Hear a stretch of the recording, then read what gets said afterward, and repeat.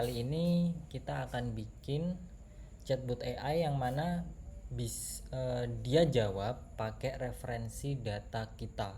Jadi misalkan kita punya PDF, kita punya Excel atau Doc, atau misalkan dari web page lain gitu. Misalkan kita punya domain isinya data-data kita. Nah, nanti LLM bisa ngejawab pertanyaan dari user menggunakan konteks atau referensi dari data kita. Nah, di sini saya udah bikin. Nanti mau saya demoin, lalu kita reset, kita bikin ulang. Saya jelasin step by stepnya. Oke, kita kan di sini ada PDF file. Jadi saya pakai Node PDF file. Sebagai contoh, data yang saya pakai adalah di sini ada Apple Financial Statement, yang mana kayak ngejelasin tentang mungkin net sales mereka dan lain-lain gitu. Nah, nanti kita masukin PDF kita, terus kemudian coba kita tanya gitu, apakah jawabannya sesuai dengan PDF yang ada di sini. Misalkan nanti kita tanya di Europe penjualannya 30.397. Nah, nanti kita coba cross check apakah benar gitu. Oke, sekarang saya demoin dulu. Saya upsert datanya. It's okay, nanti saya jelasin step by stepnya. Nah, tadi misalkan di sini ya, di dokumennya ada net sales Amerika. Di sini kan net sales Amerika 50.430. Oke, kita coba kita tanya berapa net sales di Amerika tahun 2023.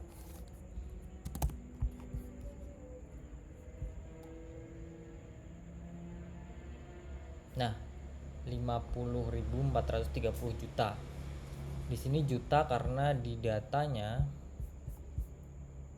ini in millions. Jadi ada keterangan bahwa ini in millions. Jadi misalkan 50.430 ya, berarti karena in millions berarti di belakangnya ada jutanya. Jadi di AI-nya, LLM-nya ngebaca seperti itu. Oke, kita clear, kita coba bikin dari awal. Saya delete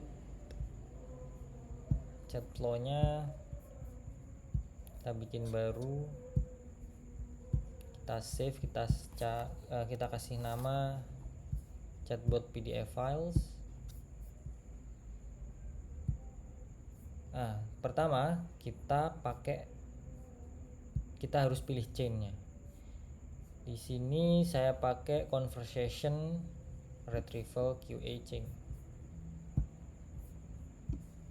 Yang kita perlu konfigurasi adalah chat model, vector store, memory, sama input moderation. Memory, input moderation itu opsional. Nanti kalau misalkan di sini chat model sama vector store retriever. Oke, chat model kita pakai yang OpenAI. Chat model kita drag,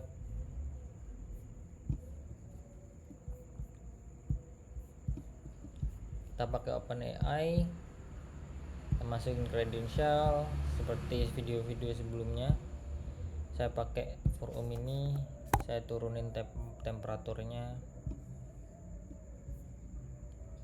kita sambungin.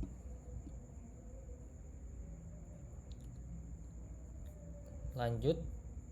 Nah, sebelum lanjut, di sini kan ada vector store retriever. Jadi saya jelasin dulu tentang plan kita untuk nge-manage dokumen kita. Kalau misalkan biasanya, kalau misalkan kita punya dokumen kayak misalkan PDF 5 page gitu kan. Nah, kalau secara manual kita tuh flow-nya kayak gini. Misal sini ada Flowwise AI.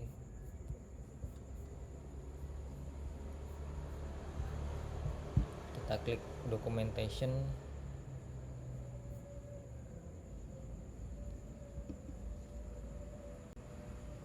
Nah, di sini kan ada kayak dokumentasi tentang instalasi misalnya. Misalkan saya mau tanya misalkan gimana sih caranya instalasi tapi pakai Docker misalkan kayak gitu. Nah, nanti informasinya biasanya kita copy manualnya ya, ini cara manualnya ya. Kita copy data-datanya semuanya. Terus kita buka ChatGPT. Misalkan di sini kita copy. Terus kita nanya gimana cara untuk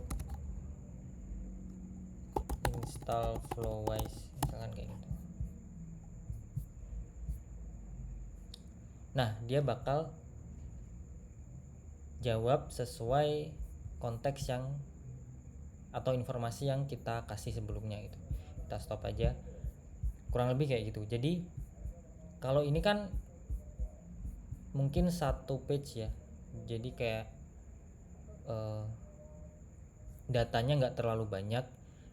Problemnya adalah gimana kalau misalkan kita punya data PDF 10 lembar gitu, kayak gitu. Misalkan Excel yang cukup panjang.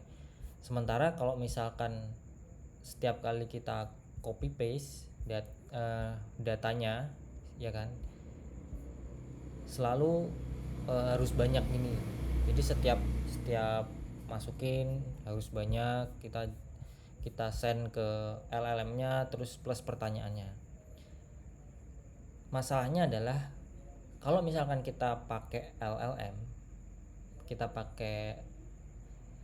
LLM dari contoh di sini pakai OpenAI, kita tuh ada cost-nya. Jadi cost-nya adalah per token. Nah, saya mau bahas lagi tentang token. Token ini kalau misalkan kita lihat di let's say kita lihat di ini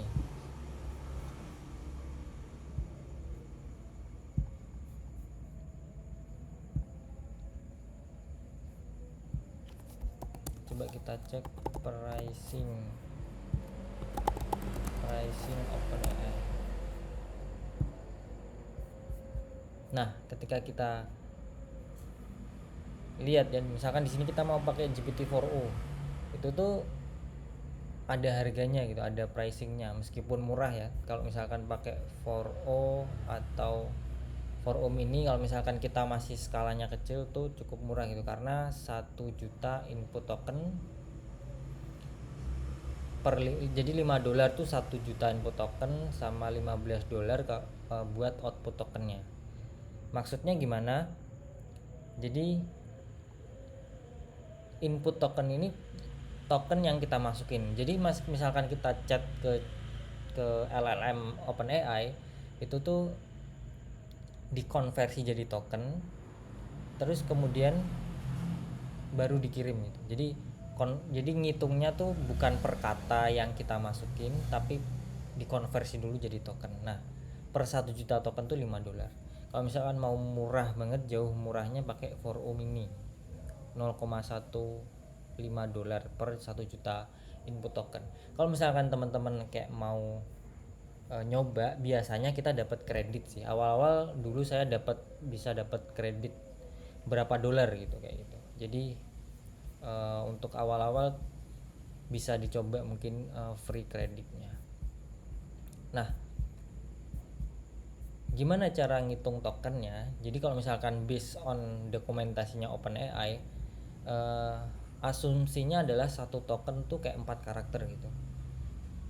Jadi sebagai referensi karyanya Shakespeare itu kayak 900.000 kata atau dikonversi jadi 1,2 juta token. Nah, kita juga bisa ngitung token atau apa ya, atau bisa buat belajar lah untuk membahas tentang token ini. Kalau misalkan di sini misalkan saya dari Jakarta. Nah, di sini dihitungnya 5 token 17 karakter. Kurang lebih kayak gitu. Jadi perkiraan asumsi perkiraannya kurang lebih kayak gitu. Itu jadi tentang token. Nah, kalau misalkan kita punya data yang banyak, setiap kali kita harus kasih konteks dengan data yang gede banget, misalkan 5 lembar, setiap ada user nanya, flow-nya kan kayak tadi kan, kayak harus ngambil data semuanya terus dikirim plus pertanyaannya gitu. Jadi kan misalkan, nah ini kan input knowledge base ini misalkan PDF kita atau doc kita gitu. Terus kemudian user message, misalkan pertanyaannya user apa, kemudian sistem promptnya. Nah, ini dihitung sebagai input. Kalau misalkan semakin besar inputnya, semakin besar kata yang dimasukin ke LLM, ke apa namanya, API OpenAI, ini tuh bakalan semakin memakan banyak token, otomatis yang impact ke costnya kayak gitu. Jadi untuk biar efektif kita pakai mode RAG. Nah, di sini saya jelasin flow-nya tentang gimana sih caranya nanti biar lebih efektif gitu. Jadi ambil data, misalkan kita punya data website, Git atau Docs gitu kan, kita transform ke teks, kemudian kita embed gitu. Nah, di embed ini nanti maksudnya adalah untuk merubah data-data yang udah ditransform tadi ke bentuk vektor gitu. Kayak misalkan kayak gini, jadi apa, kayak angka-angka gitu. Terus kemudian disimpan. Nah, ketika nanti kalau misalkan user bertanya, dia akan mencari data-data yang relevan di dokumen kita tadi. Kayak gitu. Itu prosesnya namanya retrieve. Jadi kurang lebih kayak gitu. Nah, proses embedding ini kita juga perlu nanti akses ke OpenAI juga kayak gitu. Kurang lebih kayak gitu. Nanti kalau misalkan ada yang bingung atau terms yang nggak paham, kita bisa diskusi di kolom komentar. Kita nggak perlu lebih terlalu dalam, tapi intinya teman-teman tahu lah apa namanya secara umum kayak gimana. Oke, kita lanjut. Vector Store Retriever. Di sini saya pakai in memory vector store ya buat bawaannya biar gampang. Terus kemudian embeddingnya kita pakai OpenAI, kita sambungin.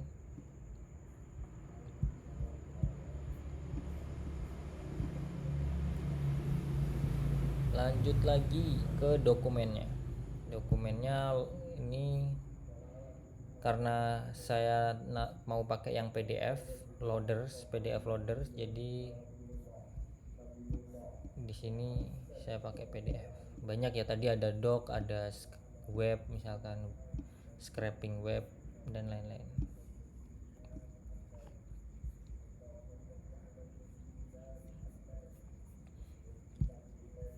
Nah, kemudian karena untuk kayak mengatasi kalau misalkan dokumennya terlalu besar, kita split datanya, karena kan tadi setiap LLM atau embedding yang kita mau pakai tuh ada limitasinya. Contoh kayak gini ya, token limit 30.000 token per menit misalkan kayak gitu. Nah ini tuh ada limitasinya. Untuk mengatasi itu kita pakai text splitter.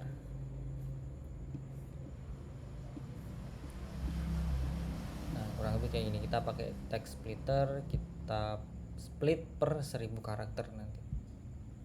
Jadi per 1000 karakter misalkan semua dokumen dihitung jadi 3000 karakter. Nah nanti di split datanya jadi 3 kalau 1000 ya, kalau 1000 jadi 3 kayak gitu. Kalau misalkan kalau misalkan kita pakai chunk overlap, itu bakalan setiap size-nya, setiap chunknya, setiap bagiannya itu tuh akan diulang 200 karakter di chunk sebelumnya gitu, kurang lebih kayak gitu. Jadi pada intinya kita bakal split teksnya biar bisa di embed.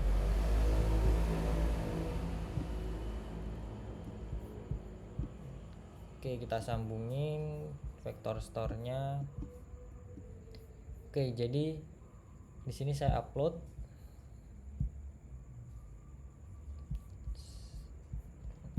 Nah, tadi dokumen dari Apple saya download terus saya upload di sini. Oke, jadi kita save.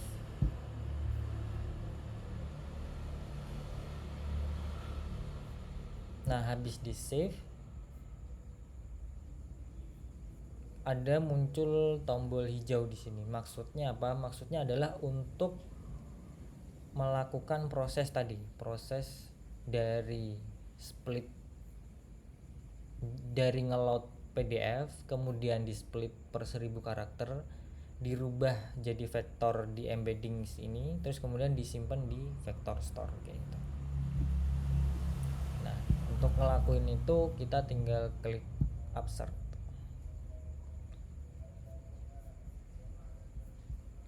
Oke, kita dikasih listnya ya, jadi 3. Selanjutnya kita tes. Oke, coba kita lihat datanya di sini. Coba di sini di Amerika misalnya atau di Jepang. Nah, di Jepang net sales 2023 adalah 7767. Kita coba cek, kita tanya berapa net sales di Jepang tahun 2023.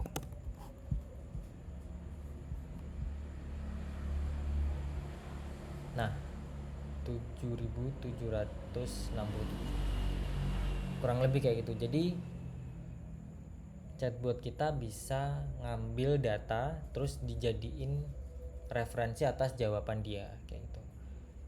That's it. Chatbot AI menggunakan PDF files.